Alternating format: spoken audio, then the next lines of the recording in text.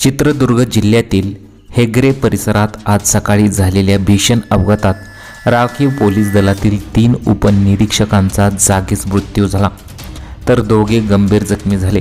पोलिसांनी दिलेल्या माहितीनुसार आज सकाळी 7च्या सुमारास हा अपघात घडला. बेंगळुरूहून बळ्ळरीकडे प्रवास करणाऱ्या 5 उपनिरीक्षकांची मोटार पुढे चाललेल्या ट्रकला जोरात आदळली. अपघाताची तीव्रता इतकी होती की त्या गाडीतील सुमारे 300 मीटरपर्यंत पुढे ती गाडी ओढली गेली, अशी माहिती अधिकाऱ्यांनी दिली गेली. या अपघातात अमरेश, मंजुनाथ आणि सचिन या 3 पोलीस उपनिरीक्षकांचा घटनास्थळीच मृत्यू झाला.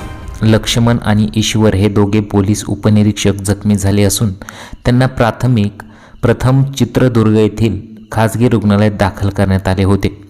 त्यानंतर पुढील उपचारांसाठी त्यांना दावणगिरी येथील रुग्णालयात हलवण्यात आले.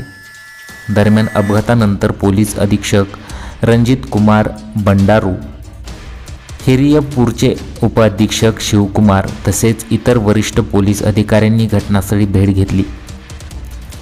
प्रकरणी गुन्हा दाखल करण्यात आला असून अधिक तपास सुरू असल्याचे पोलिसांनी सांगितले.